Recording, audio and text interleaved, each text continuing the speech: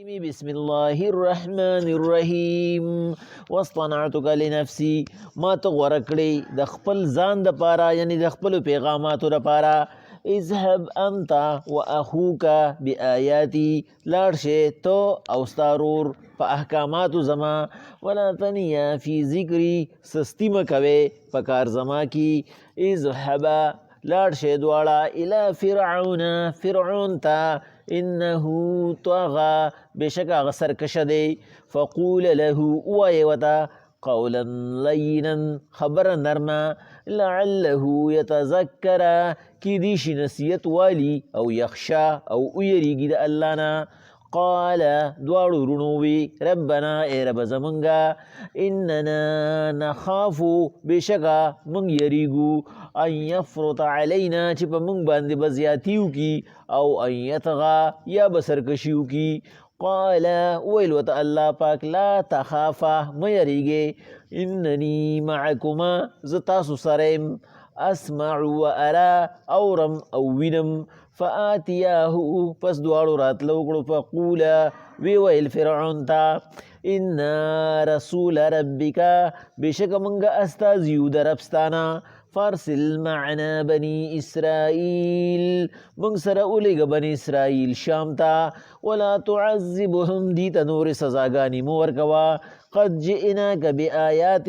من ربک بشک منګ راوړي دیته تخکارا نخې د الله د طرفنا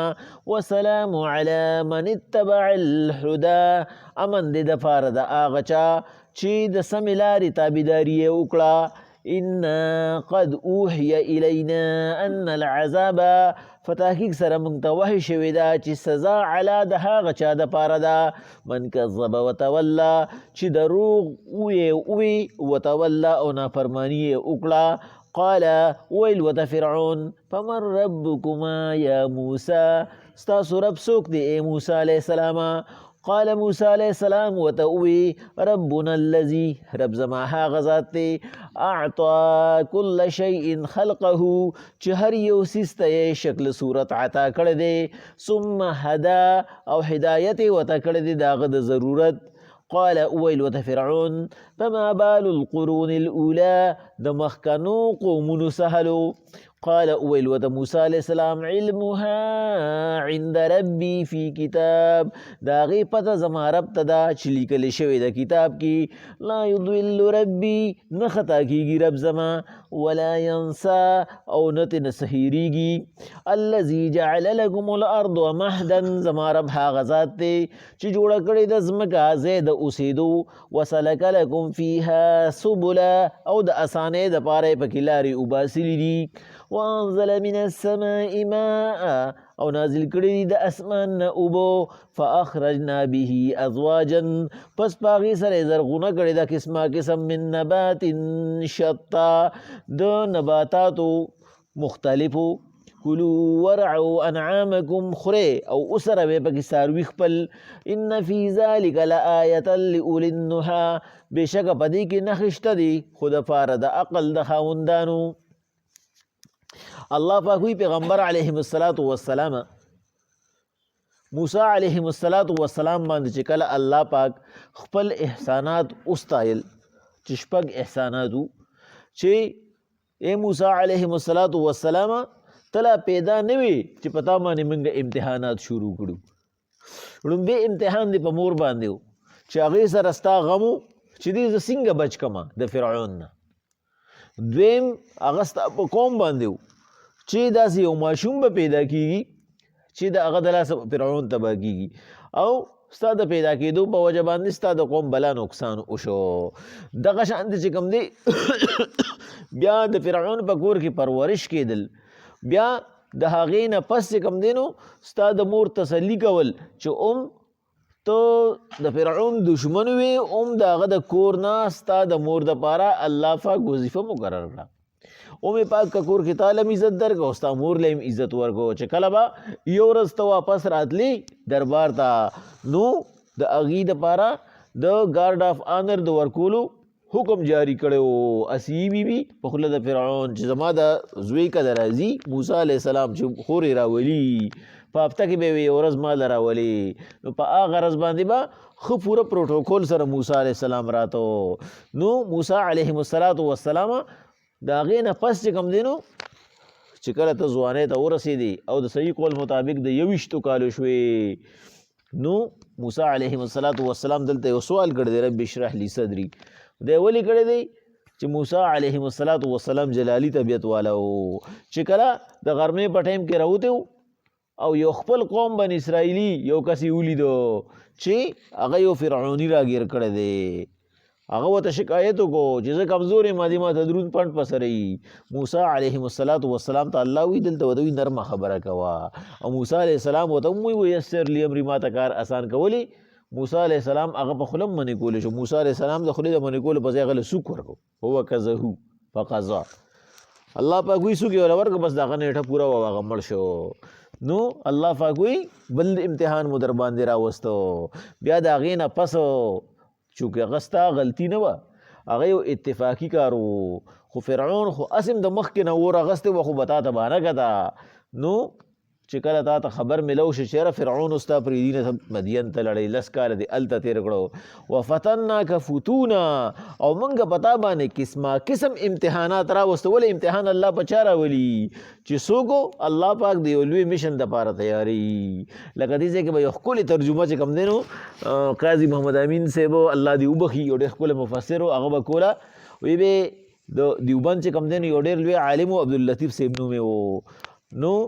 هغه چې کوم دی نو یو ورځ راغلی و پښتون دلته کې حقانیې ته راغلی و نو چا به کله دې ځای ته راورسېده چې وفتناک فتونا نو ابه وی تا باندې ډېر امتحانات راغلي دي او راتلونکي دي پښتونه ته هر وختي په امتحان کې پروت دی یو طرف نه په تا باندې لازمن امتحاناتي الله پاک وی اے موسی علیہ السلام ثم جئت علی قدر یا موسی ته موږ واپس راوستې رسه دپاره خپل ځای هم واپس راوستې د دې دپاره م راوستې چې واصطنعتک لنفسي چې موږ تا د خپل ځان دپاره غوره کړو ولې ته موږ تیار کړې ته چې کوم دی نو تا نه موږ هغه سره زر جوړ کړو امتحاناتو کې مو خو عادت کړي چې اوس تا نه موږ یو اهم کار ولیو هغه څه دی اذهب انت واخوک بآیاتي ولا تنیه فی ذکري لاړ شئ فرعون ته ته او ستا ورور زما احکامات وله اوسئ او سستي مه کوئ زما په کار کې اذهبا الی فرعون انه طغى لاړ شئ ګورې فرعون طغى ډېر سرکشه ته وایي چې هغه اړو د سره دلیل ثبوت اصول مني نه هغه ته چې کوم دی نو باغي ویلی شي اګوره ډېر باغي سړی دی فقول له قولا لینا خو بیا ورته هم نرمه خبره کوي الله وی باغي دی ډېر سخت رامي دی خو خبره ورته نرمه وکړه مقصد څه دی چې دا نرمه خبره چې ده پیغمبر علیه السلام وی الله پاک چې چاته په موږ په پښتو کې ووایي نیکې په نیکۍ را مدد کېږي نو هغه له نرم خوی ورکي نرم زبان ولا ورکی د نرم زبان باندې چې څومره کار کېږي په ټوپک تماچم نه کېږي نو موسی علیه السلام ته الله وی خو ډېر غټ سرکشه دی خو فقول له قولا لینا نرمه خبره ورته وکړه چې هغه پې پوه شي په سړو دماغو باندې ووري لعله یتذکر او یخشا کیدای شي نصیحت دی والی یا ویریږي د الله د ذات نه الله ته ښه پته وه چې هغه چې کوم دی نو دومره لوی نافرمانه دی چې هغه نصیحت ناری خو بیا هم الله پاک موسی علیه السلام ته وی نرمه خبره ورسره وکړه مقصد دا دی په دې نرمه خبره کې الله پاک ډېر لوی وزن ایښی دی په دې وجه باندې هغه شاعر وی که چېرې د الله پاک چې کوم دی نو په زبان کې سختی خوښه وي نو په دې زبان کې به هغه اډوکي پیدا کړی وي په زبان کې اډوکي ځکه نشته ژبه کې چې د الله نرمې خبرې او نرمه لهجه خوښوي قال موسی علیه السلام ورته ووی ربنا ای رب زمونږه اننا نخاف ان یفرط علینا او ان یطغى زه ترې نه یارېږم یا به راسره زیاتي وکړي ځکه چې د قتل داوره باندې مخکې پرته را یا به رانه انکار وکړي چې ته خو له اول نه زمونږ په کیس کې حاضرېدو والې نو ته څنګه مونږ ته هدایت کې قال الله ورته لا تخافنا د دغې خبرو نه مه یارېږه دې ته به هغه نه جوړېږي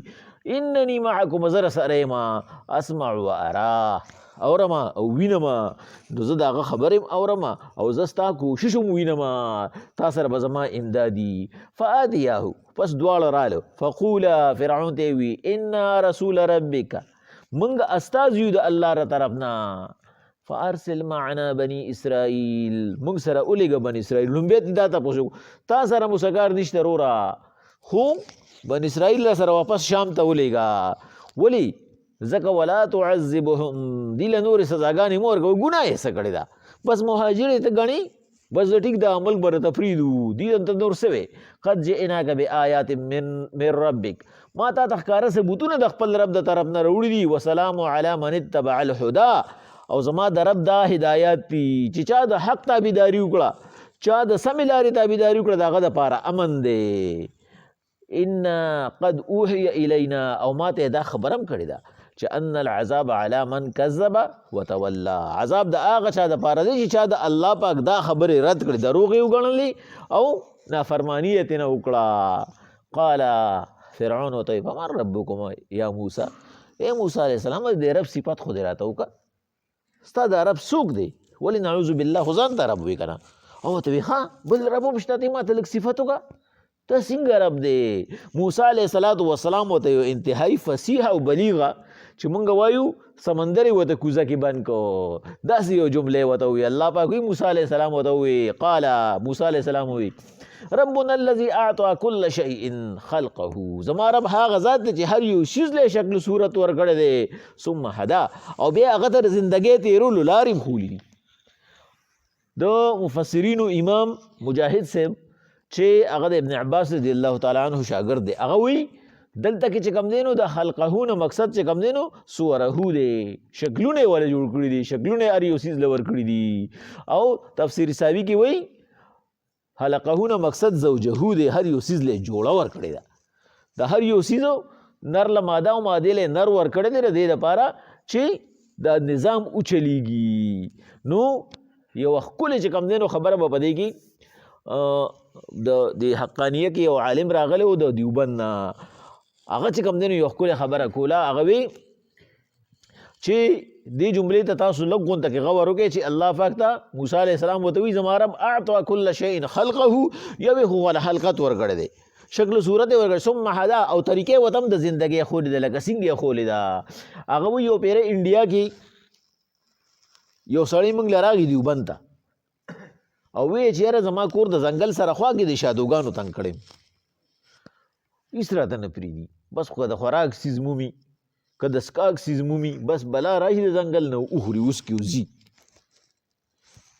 څه ورسره وکړمه نو هغې ورته وایي چې یاره بس دا خو مضر دي نو چې مضر دي نو داسې لوکه زهر ورته واچوه په خوراک کې بس خلاص پشه دی نو هغه وله روټۍ کې زهر واچول او یې کېناست ورته چېره دا به اوس پړ کېږي نو د اول نه یو شادوګي راغی نو هغه روټۍ بوی کړه وایي وګرځېده راوګرځېده وایي لاړو واپس ویې نه خوړه بیا د هغې نه پس دوه رالو په درېیمه پیره کې وایي درې رالو بس وایي واپس لاړو په څلورمه پیره کې هغه ټول به چې څومره راتله دېرش یا څلوېښت ټول راله وایي غټې غټې ډنډې ورسره وي ویې رالو روټۍ وخوړه او هغه ډنډې ورپسې ماتې کړئ او د هغې هغه پټونه مټونه یې وجوړې ډنډې یې وغورځولې ولاړو ځنګل ته هغه سړی اریان شو چې دی که خو ته ما ډېر تېز زهر اچولي وی هغه لختې را واغستې هغه ډنډې او یو حکیم لی راوړی چېره دک چل مې کړی زهر مې ورته اچولي و هغې دا ډنډې راوړي نو زه خو ویرېدم چېره ګنې ما پسې راوړي دي چې ورته چا موږ دا اچولي خو هغې ورپسې هغه وچوپلې او لاړو نو هغه چې کوم دی نه چې هغې ته کته را کته نو هغه ورته وی چې دا په دې ځنګل کې یو داسې بوټی دی چې څوک هم زهر اوسکي ورپسې دا وچوپي هغه زهر و اثر ختم شي نو بس دا چې ورپسې هغې چوپلي دی زهر و اثر ختم شوی دی یعنی الله پاک چې کوم دی نه هغه ځناور ثم هدا هغه ځناورو له الله پاک هدایت هغه ایم بی بي ایس کورس یې ورته کړی دی نو مقصد دا دی چې دا ایم بی بي ایس کورس دا شادوګان هم کولی شي ګوره علم نشي کولی شادوګان الله پاک چې کوم دی نو دغه شادوګانو له هم دا علم ورکړي چې ایم بی بي ایس کولی شي خو علم هر څوک نشي کولی دا علم صرف د الله پاک د خاصو بندګانو کار دی نو دی هغې وایي په حیات الحیوان کې ادمیري صاحب وایي چې کله الله پاک یو ځناور پیدا کړي نو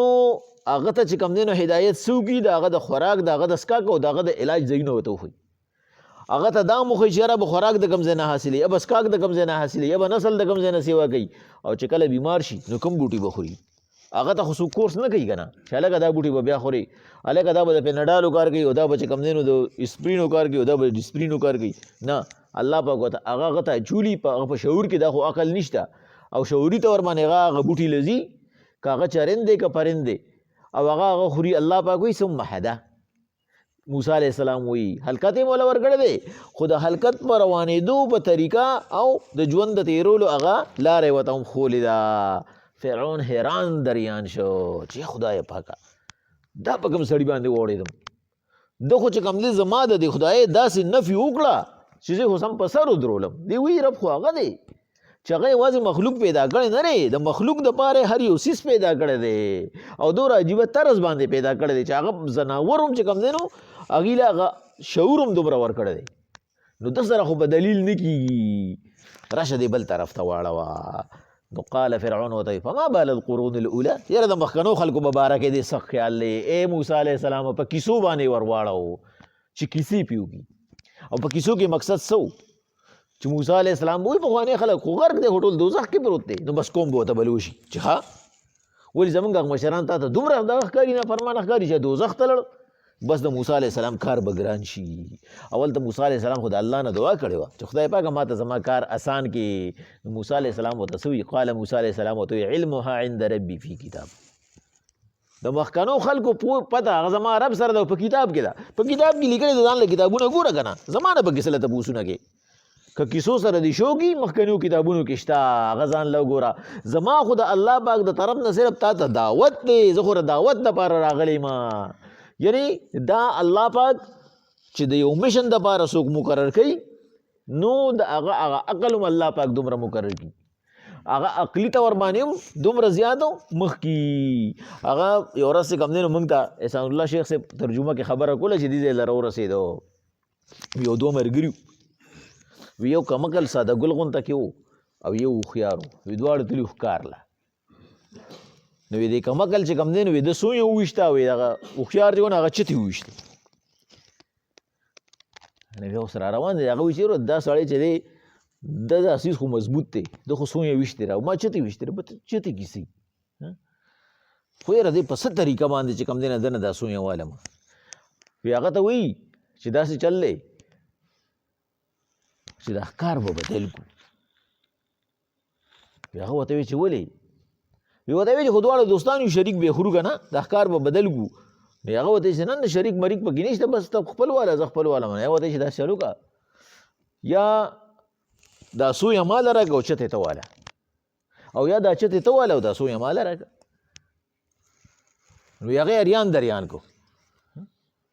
چېرې اوس چل وکړه ورته یې وي یا دا سویه ماله راکړه او چتې ته واله یا چتې ته واله او سویه ماله راکړه نو یو ورته وایي چې واله تا خو زه داسې کړم تا خو زما د ذهن نه هر څه وویستو نو چې کوم سړی هغه لیډر کېږي که نه نو هغه له الله پاک عقل ورکړي چې بای دې سره به اوس څه کې مخکې به ورسره څه کې لکه څنګه چې موسی علیه السلام هغه په دې باندې هغه جذباتي کو موسی علیه السلام ورته وایي زما رب ته پته را او په کتاب کې لیکلي دي او ځان له کتاب وګوره چې هر څومره کیسې دي خوښي ځکه زما رب چې دی لا یدولو ربي زما رب خطا کېږي نه زما رب چې څه کوي هغه چې د څه دپاره څوک منتخب کړي نو هغه پکې هغه اهلیت هم ایښي لا یدولو ربي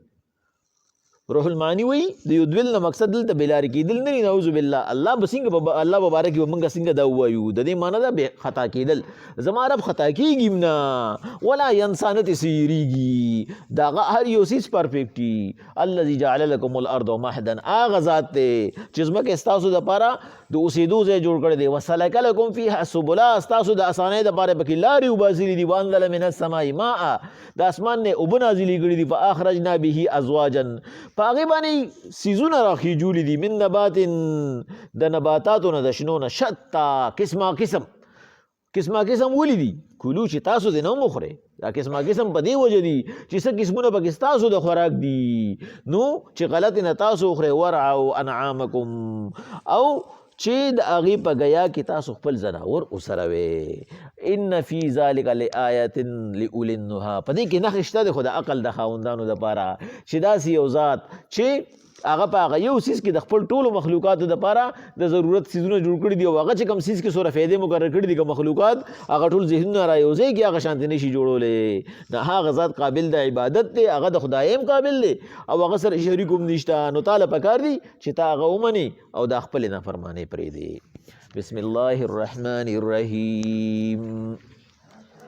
واصطنعتک لنفسی ما ته غوره کړی د ځان دپاره د خپل دعوت دپاره اذهب انت واخوک بآیاتی ولا تنیا فی ذکری لړ شه ته ورور ستا په احکاماتو زما او سستي مه کوې زما په یادګیرنه او په وعظ کې اذهب لاړ شه الی فرعون انه طغى